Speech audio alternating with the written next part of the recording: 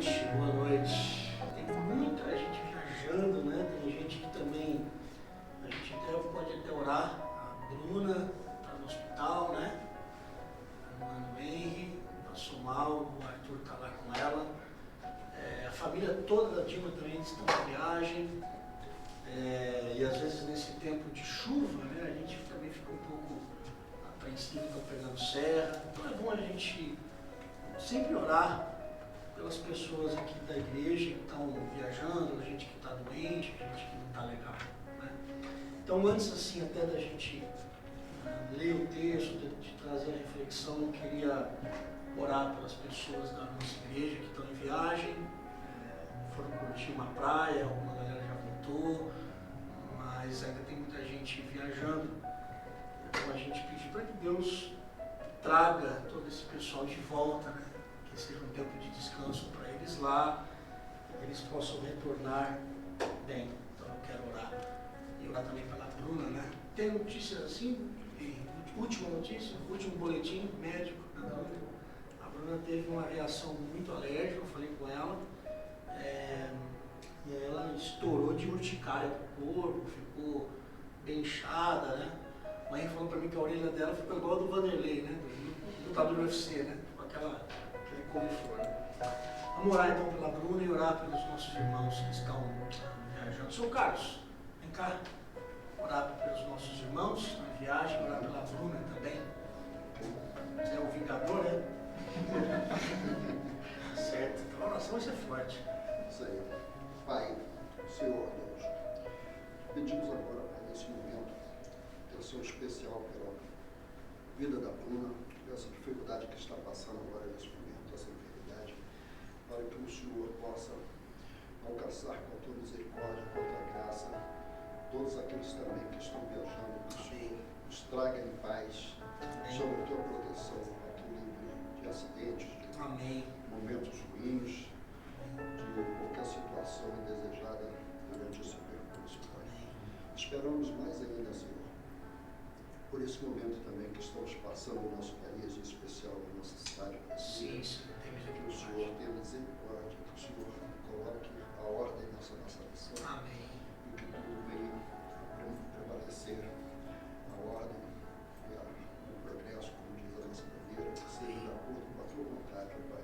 Amém. Que seja o que vem acontecendo. Por isso que te pedimos hoje, Pai, em nome de Jesus.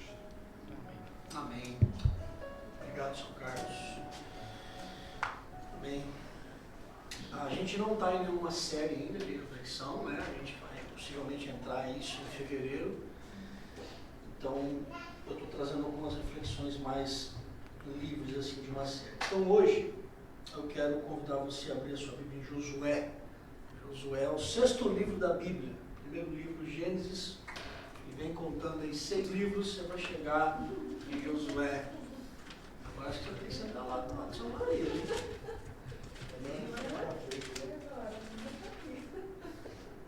Josué, capítulo 1. E eu vou ler dos versículos de 1 a 9.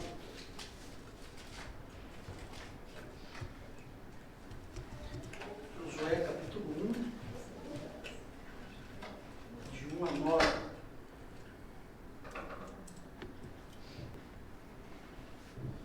E diz assim: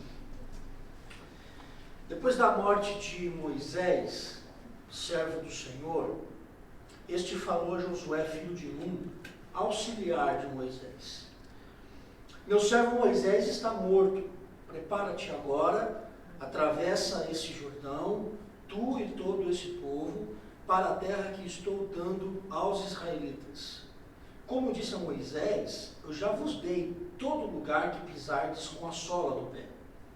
A vossa terra irá desde o deserto até o Líbano, e desde o grande rio, o rio Eufrates, toda a terra dos heteus, até o mar grande, onde o sol se põe. Ninguém poderá te resistir todos os dias da sua vida. Como estive com Moisés, assim estarei contigo. Não vou te deixar, nem te desampararei. Esforça-te e seja corajoso, porque farás esse povo herdar a terra que jurei dar a seus pais. Apenas esforça-te e seja corajoso, cuidando de obedecer a toda a lei que meu servo Moisés te ordenou. Não te desvie dela, nem para a direita, nem para a esquerda. Assim serás bem-sucedido por onde quer que andares. Não afaste da tua boca o livro desta lei. Antes, medita nela dia e noite, para que tenhas cuidado de obedecer a tudo que nele está escrito. Assim farás prosperar o teu caminho e serás bem-sucedido. Não te ordenei isso? Esforça-te e seja corajoso. Não tenhas medo, nem te assustes, porque o Senhor teu Deus está contigo por onde quer que andares. Amém. Esse texto mostra para a gente uma tensão que eu vou chamar de uma tensão humanamente compreensível. Porque a gente está vendo aqui o retrato de um dos maiores ícones da história de Israel fechar os olhos e morrer. Esse homem é um dos mais importantes da história do povo de Deus e do povo de Israel. Porque esse homem liderou o povo na saída do Egito, o povo escravo, teve que lidar com a tensão de fugir da terra do Egito, se deparou com o Mar Vermelho, teve um milagre do Mar Vermelho, eles passaram pelo mar, depois teve também um milagre de aturar esse povo no deserto, porque aturar o faraó correndo atrás é uma coisa, agora, aturar o povo todos os dias ali na orelha, que agora, Moisés, a gente vai comer o quê? Né? Lá no Egito a gente tinha o que comer, agora aqui no deserto, Moisés fala com Deus e vem o maná todos os dias para o povo. Moisés era essa figura que representava muito a intimidade do homem com Deus. E aí, ele morreu. Porque a morte, uma hora ou outra, nesse momento que a gente está vivendo, nesse plano, nessa esfera, ela vai bater a porta de todo mundo. E Moisés morreu. E agora? Quem é que vai ocupar o lugar desse homem que se tornou uma referência para todo o povo e para todo Israel? Qualquer pessoa que fosse ocupar o lugar de Moisés ficaria com medo. Qualquer pessoa. Né? Essa insegurança de eu tenho que ser mais do que o Moisés, eu tenho que ser igual ao Moisés, eu não posso ser menos. Porque o padrão do cara era tão alto que se eu for menos, agora vão me comparar com ele inevitavelmente. Então, aquele que ocuparia o lugar do Moisés estava numa situação, vamos lá, humanamente bem desconfortável. E eu estaria. Então, de ter que fazer, sabe essa coisa de, puxa, eu tenho que fazer girar a máquina. Moisés estava girando esse negócio. E agora está comigo essa bola e eu tenho que ir para dentro, eu tenho que fazer, a coisa tem que acontecer. E a coisa também não depende de mim. Tem um poder sobrenatural de um Deus que disse, eu vou tirar vocês do Egito, ok, só que o Deus que falou isso falou para Moisés, não falou para mim. E agora, como é que vai ser esse negócio? Se a gente for parar aqui para pensar, e se eu desse a palavra aqui para vocês, com toda certeza, cada um de nós aqui, a gente daria uma vertente diferente da insegurança, do medo, e que para mim é totalmente compreensível tanto o medo quanto a possível insegurança no coração desse homem que iria ocupar o lugar de Moisés. Esse homem era o Josué. Depois que Moisés morre, o povo está sem referência. Vale lembrar, é uma nota de rodapé bem importante, que o Josué estava acompanhando Moisés em todo o processo. Então, o Josué não era um cara aleatório a toda a situação. Ele estava ali junto, aprendendo, sabendo o que estava acontecendo. Com a morte de Moisés, Deus chama o Josué para ocupar a função. E aí, Deus olha para Josué e diz assim, olha, eu preciso que você se esforce e preciso que você seja corajoso. Que duas palavras confrontadoras, né? Porque em algumas versões diz dispõe-te. Ou seja, se levante, cara. Eu estou falando com você, se levanta. Mas eu gosto dessa versão que diz esforça-te. Porque nada, absolutamente nada na nossa vida vai cair no nosso colo de mão beijada. A gente sabe que é preciso ter suor. É preciso se esforçar. E se você não se esforçar na vida, é bem possível que ela venha te golpear forte e você vai ter que aguentar. A gente tem que se esforçar. Ah, não, mas Deus vai cuidar de nós. Ok. Ele vai cuidar de você à medida que você der passos ao Mar Vermelho. Eu não acredito particularmente que quando o povo foi atravessar o Mar Vermelho fez assim dentro do povo. Abriu tudo, que beleza, vamos passar. Eu acredito que o Mar Vermelho foi abrindo à medida que o povo foi entrando. Cada passo de fé, uma resposta à fé do povo. E eu achei isso muito interessante. Josué, fica de pé e se esforça. E além de você se esforçar para a tarefa, você vai ter que ter coragem. Porque também não adianta a gente se esforçar para algo se a gente também não alimentar no nosso coração a coragem de encarar uma nova situação que está diante da gente. Se esforça e tenha coragem. E a tarefa não era fácil. Apesar da tarefa estar bem clara, porque Deus chegou para o Josué e disse o seguinte, olha, passa esse Jordão, no versículo 2, Deus diz assim para Josué, passa esse Jordão, tu e todo esse povo, e vai à terra que eu dei aos israelitas. E esse verso é bem interessante também em dois aspectos. O primeiro, quando ele fala do dispõe-te, quando ele fala do se prepare, quando ele fala para você se esforce, Josué, ele está colocando o Josué numa posição de serviço. E eu acho isso também muito interessante nos dias de hoje, porque nós estamos numa geração de consumo, onde tudo precisa estar bem posto para nós, e ainda mais se a gente paga o que a gente quer consumir, a gente exige ainda mais, porque eu estou pagando. Vou tentar trazer isso para uma situação de igreja. A Encontro vai fazer ainda um ano. Ela vai fazer um ano. E como é difícil você iniciar um trabalho como este numa geração de consumo. Por quê? Porque a geração de consumo chega na igreja e ela quer uma estrutura muito bem apropriada para que ela consuma da igreja o que ela quer, segundo as suas expectativas.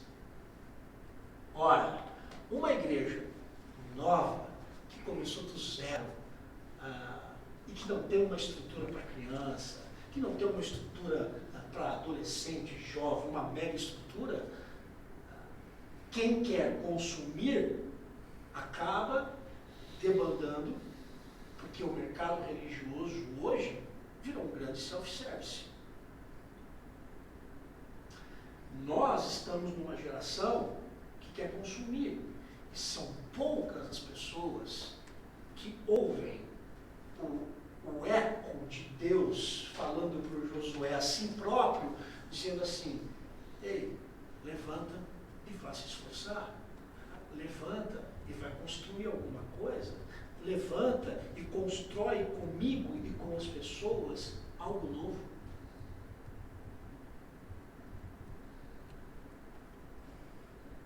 É preciso ter coragem para a gente se inserir em um lugar onde não tem aquilo que as nossas expectativas exigem. Mas a segunda coisa que eu acho interessante no versículo 2 é quando Deus diz assim para o Josué: Josué, passa o Jordão, tu e todo esse povo. Seria tão mais fácil se Deus chegasse para o Josué e dissesse assim: Josué, passa você o Jordão. Ok. Eu arrumo a minha bolsa, não dou tchau para ninguém e vou embora. Eu sozinho, eu passo o Jordão. O problema não é passar o Jordão sozinho. O problema é fazer todo o povo passar junto com você. Uau! E aí a coisa muda de figura. Passa o Jordão, tu e todo o povo. Porque Deus não tem indivíduos. Mas como assim, filha, você está dizendo isso, que Deus não tem indivíduos? Ele cuida de mim. Sim. Ele cuida de você. Mas Ele cuida de você para inserir você em uma comunidade. Porque Deus, em toda a Bíblia, Deus tem um povo. E povo é formado de indivíduos. É claro que Deus vai tratar comigo, com você e com você de uma maneira muito pessoal. Amanhã é segunda-feira. E amanhã Deus vai sussurrar palavras de vida ao seu coração. Mas as palavras de vida que Ele sussurra ao seu coração é para que isso te torne povo. Porque não existe essa coisa de seguir e de andar com Jesus isoladamente na minha casa, consumindo uma reflexão de domingo ou qualquer outra coisa. Deus tem um povo. E Provérbios diz que o ferro com ferro se afia. Esse também é um grande problema pós-pandemia. Eu tenho a impressão de que nós somos uma geração nada afiada. Um povo cego que não consegue cortar. E isso só acontece no meio do exercício comunitário, quando nós estamos juntos para isso. Então Deus tem um povo. Então, essa coisa da gente querer viver a nossa vida com Deus, essa coisa da gente querer viver a nossa história com Deus sozinho e sem uma comunidade, sem pessoas ou sem um povo, isso não é história com Deus. Isso é religião sem conexão. Não é isso que Deus quer para nós. Porque Deus falou para Josué: passa você, mas passe o povo. O que mostra que Deus não estava sendo fiel apenas a um indivíduo chamado Josué. Deus não estava só sendo fiel ao Josué, dizendo para ele: passa você. Não, Deus estava olhando para o povo que tirou do Egito. E Deus estava sendo fiel àquele povo também. Olha, vocês também vão passar. O problema então para o Josué não era só ele passar, ele conduziu o povo a passar junto com ele. E a gente precisa aprender a querer viver como um povo. A não deixar ninguém para trás. E a nossa tentação, em tantas e tantas vezes, em diferentes vertentes, é a gente deixar para trás quem não quer seguir. Você não quer seguir? Ok. Fique para trás. Você não quer participar com a gente do encontro? Ok. Fique na sua casa. Você não acredita no que eu penso? Ok. A porta se serventia da casa. A porta da rua se serventia da casa. A gente vai deixando pessoas para trás. Porque a gente quer viver como um povo conveniente. Mas povo é plural. E a gente precisa aprender a viver assim.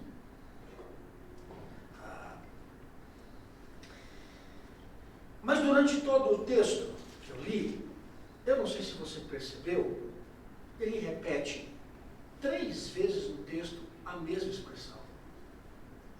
Ele repete: esforça-te e seja corajoso. As versões vão variar um pouquinho. Algumas versões vão dizer: ser forte e corajoso.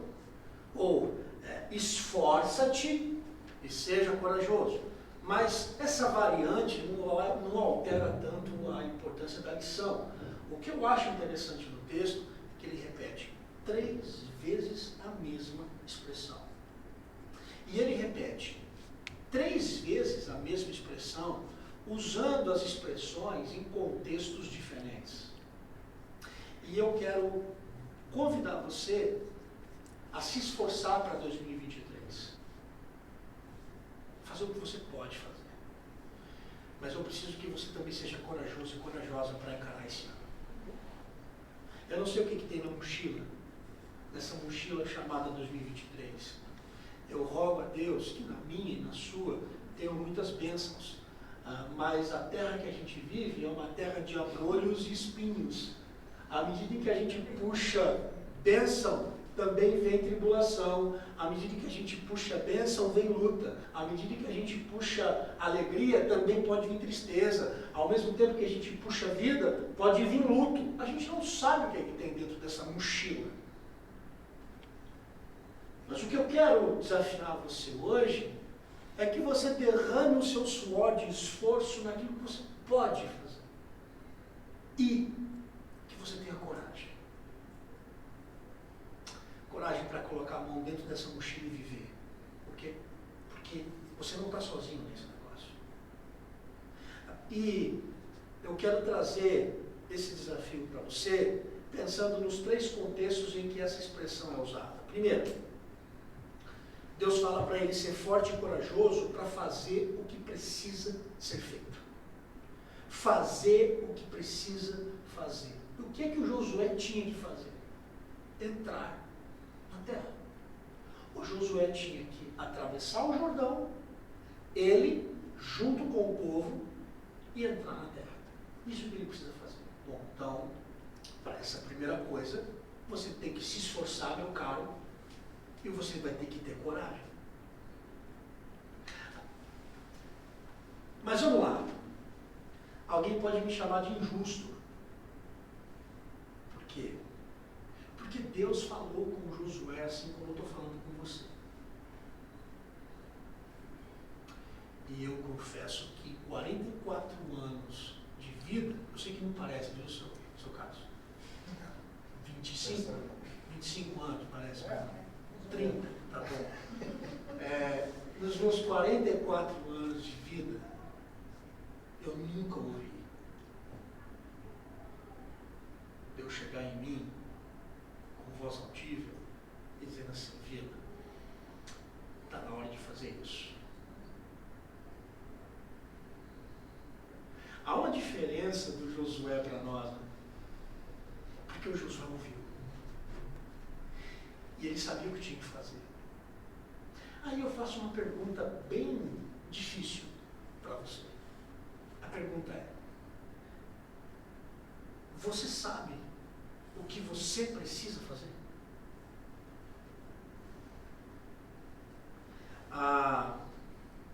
Porque eu tenho a impressão que a resposta a essa pergunta, ela é um pouco confusa. E ela é confusa porque a gente traça um parâmetro comparativo entre Josué e nós. Hoje, como é que a gente ouve a voz de Deus?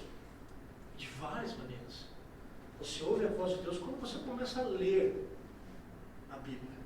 Você ouve a voz de Deus quando você participa de um momento como esse, quando alguém abre a Bíblia e explica ela.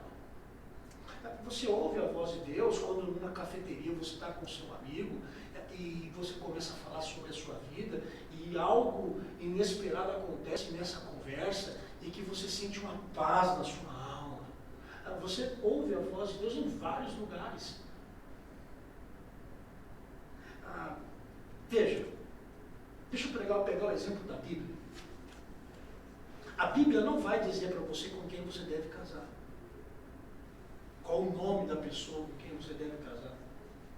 Mas o que é que a Bíblia diz? A Bíblia te dá critérios de escolha com quem você quer passar a sua vida. A Bíblia não vai falar para você que profissão você deve seguir. Não vai falar. Mas o que a Bíblia diz? A Bíblia vai te dar critérios de como você pode ser um profissional.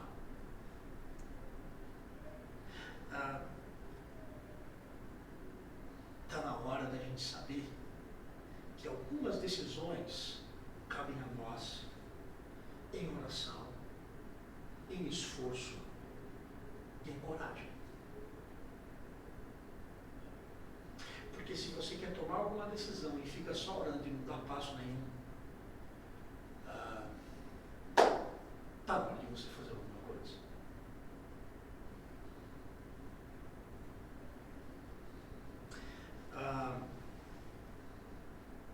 A gente fica muito preocupado em fazer coisas para Deus. E ok. Fazer algo sempre nos fascina, né? A gente é fascinado por alguma coisa que a gente realiza, seja para nós, ou seja para Deus, ou seja para alguém. Mas a gente tem que entender que a gente precisa ter muita coragem para saber o que precisa ser feito junto com Deus. Porque na maioria dos nossos projetos, a gente faz excluindo Deus da jogada, porque a gente quer os louros, os prêmios, só para nós. Deus não tem problema em te oferecer os louros. Deus não tem problema em te dar a recompensa. Deus tem problema quando você acha que toda essa história é fruto só do seu coração.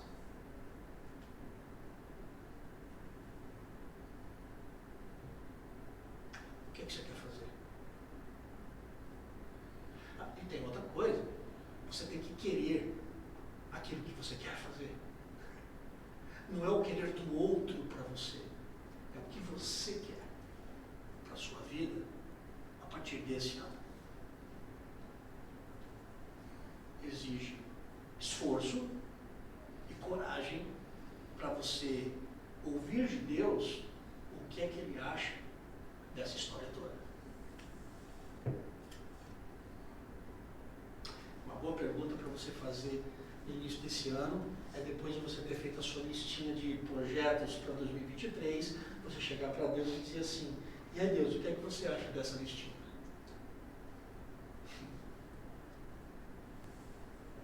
E começar a fazer algumas coisas. Algumas coisas que você for fazer em oração, e você vai realizar, e Deus vai dar ok. Outras coisas vão sucumbir, e ok. Está tudo bem.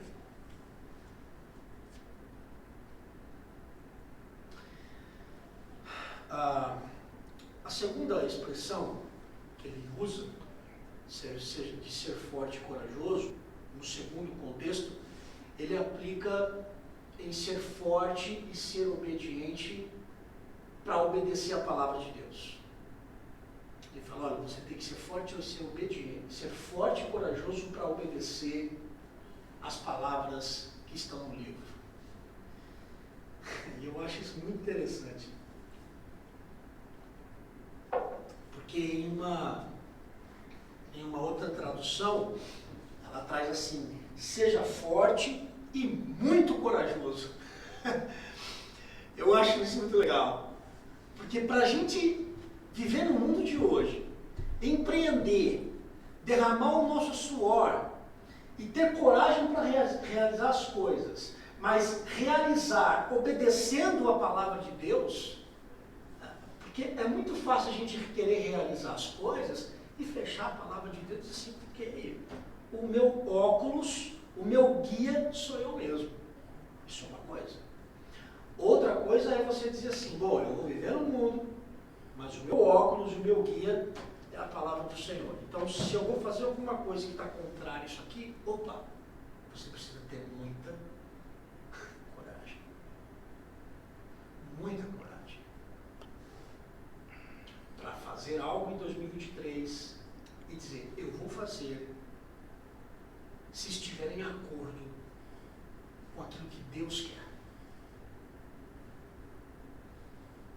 E a gente não é besta. A gente tem um senso ético, moral, que está no nosso DNA.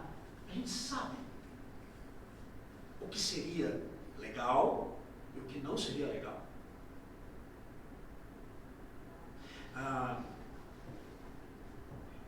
O mundo, por exemplo, o mundo de hoje, diz que a gente não precisa se envolver tanto com a igreja.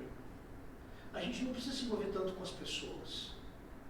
A gente não precisa se envolver com as pessoas do trabalho. Desde que eu vá para o meu trabalho e eu cumpro o que eu preciso fazer. Eu não preciso ir à igreja mais. A pandemia me trouxe um benefício maravilhoso de ficar na minha casa e consumir via internet reflexões no YouTube do jeito que eu quiser, a hora que eu quiser, comendo uma pipoquinha e tomando um cafezinho e na boa. Eu não preciso mais disso aqui. Isso é o que o mundo está dizendo para nós. E dentre tantas outras coisas, a gente ouve de que você não precisa relevar, de que você não precisa caminhar a segunda milha, de que você também não precisa perdoar quem te ofendeu.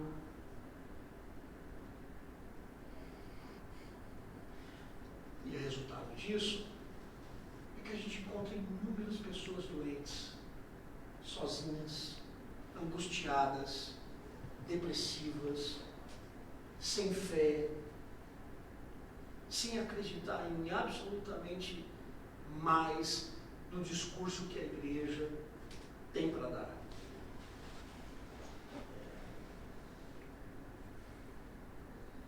Eu não acho que ir à igreja vai curar a sua alma.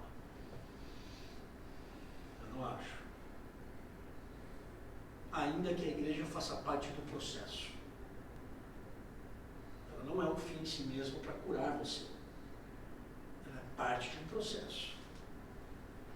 Mas a gente tem que descobrir que em cada história bíblica, que cada frase bíblica trata-se de você e de mim. Cada história que está aqui revela um pouquinho, fragmentado, de você. Não é a história do Josué só. É a sua. Não é a história do Davi apenas. É a sua. É a minha. Porque é a história da humanidade, de como a gente se comporta, de como a gente vê a vida, e de como a gente vê Deus, está tudo aqui. Nada é novo. Nada é novo. Tudo é antigo demais. A gente precisa aprender que a Bíblia não é um livro sobre os outros e sobre Deus. A Bíblia é um livro sobre você e sobre Deus.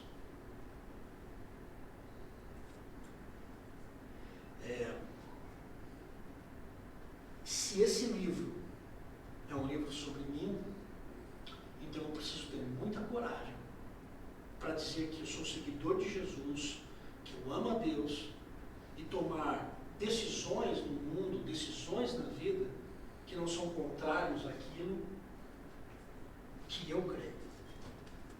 É preciso ter muita coragem para você se posicionar no mundo, para você se posicionar em casa, para você se posicionar nos estudos, para você se posicionar no trabalho, para você se posicionar em qualquer lugar onde você estiver.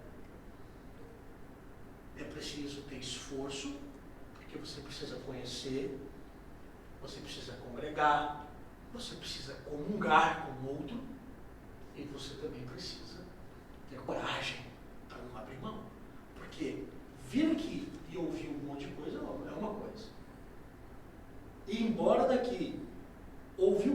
dito e decidir cumprir aquilo que o Senhor disse a você, é outra totalmente diferente. Num mundo repleto de informações, a gente precisa fazer com que as nossas informações cognitivas desçam às nossas entranhas. A gente precisa fazer com que as nossas informações cerebrais desçam para os nossos afetos, para o nosso coração. E ter coragem para isso. E a terceira, o terceiro contexto dessa expressão, seja forte e corajoso,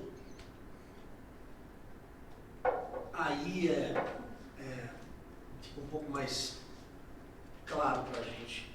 Porque no versículo 9 ele diz: esforça-te e seja corajoso, não temas e nem te assustes, porque o Senhor teu Deus está contigo por onde quer que andares. Ser forte e corajoso diante das inseguranças e diante dos desafios da vida. O versículo 9 fala: não tenha medo e não fique espantado. A NVI, que é uma outra tradução, a NVI diz assim: não se apavore e não desanime. Já viu alguém apavorado? Já viu alguém apavorado? Apavorado. Não se apavore e nem fique desanimado.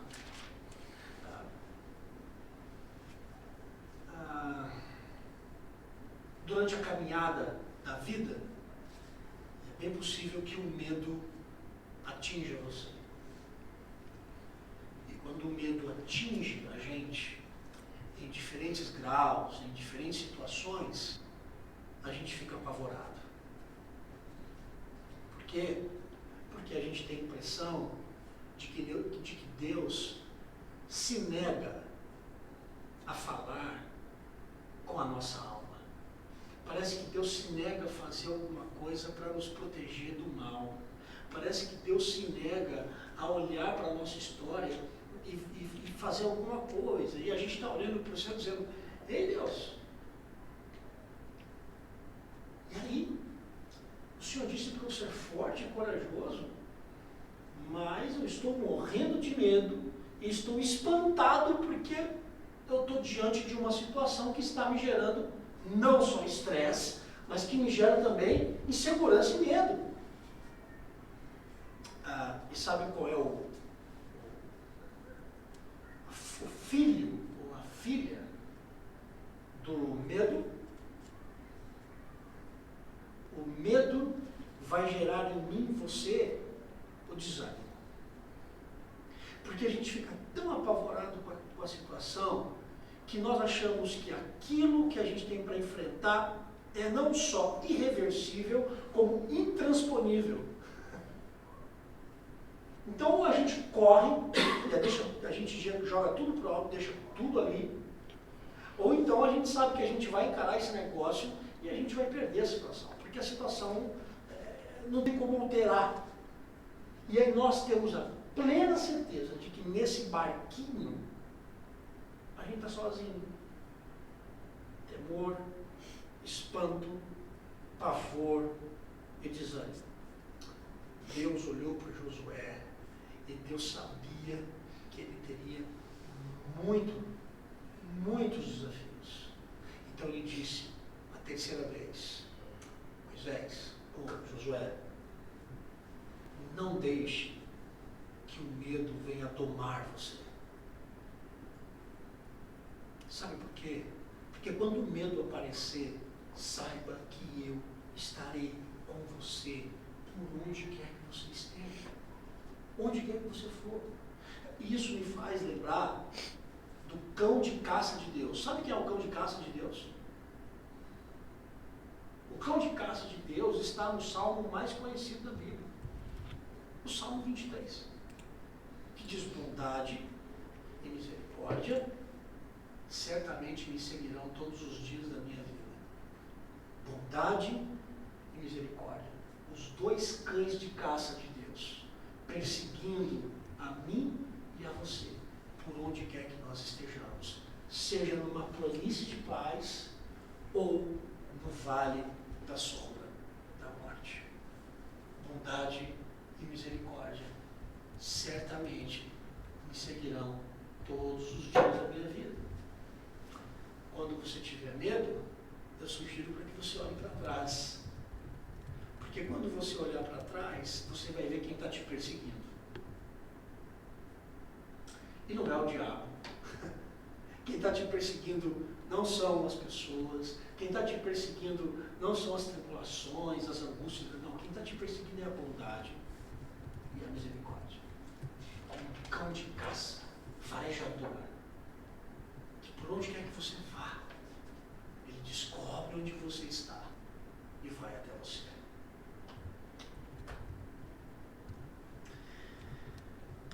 Em Apocalipse, a gente tem uma lista de pessoas que não entrarão no reino dos céus.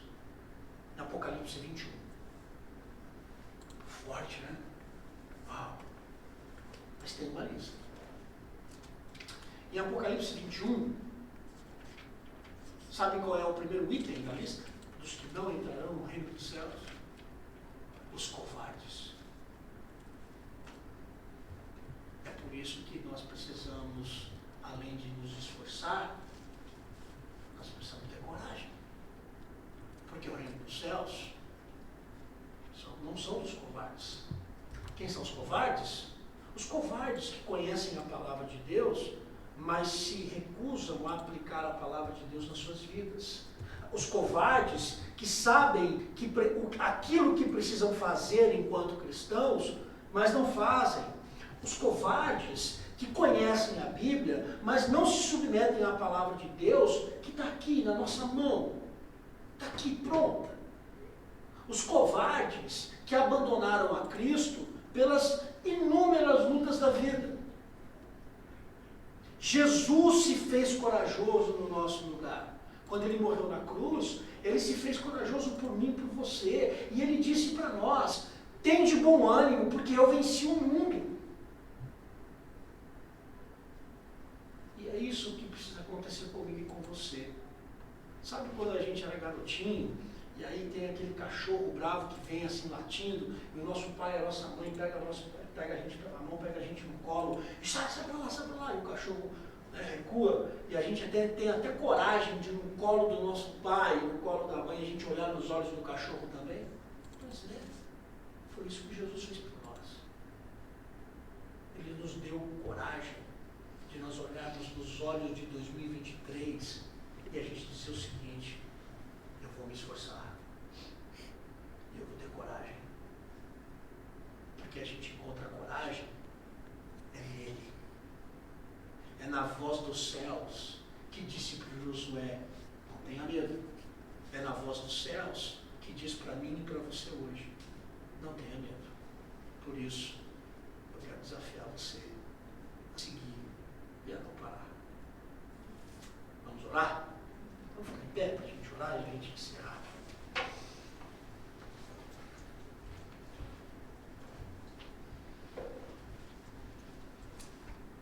Senhor, eu peço que, no nome de Jesus, o Senhor nos ajude a compreender que existe da nossa parte um esforço, uma dedicação. Nada cai de mão beijada. Ensina a gente a ter essa capacidade de se esforçar, de fazer o que precisa ser feito.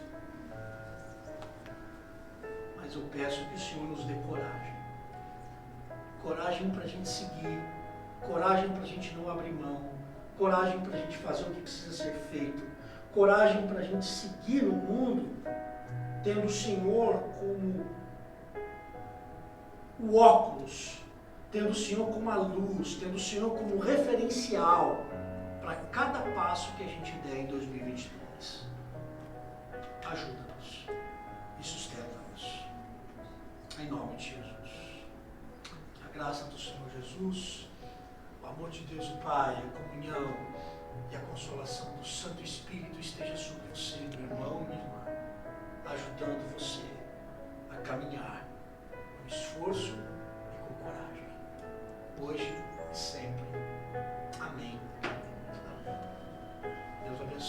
muito essa semana. E não vai embora sem antes me dar um abraço. Deus abençoe.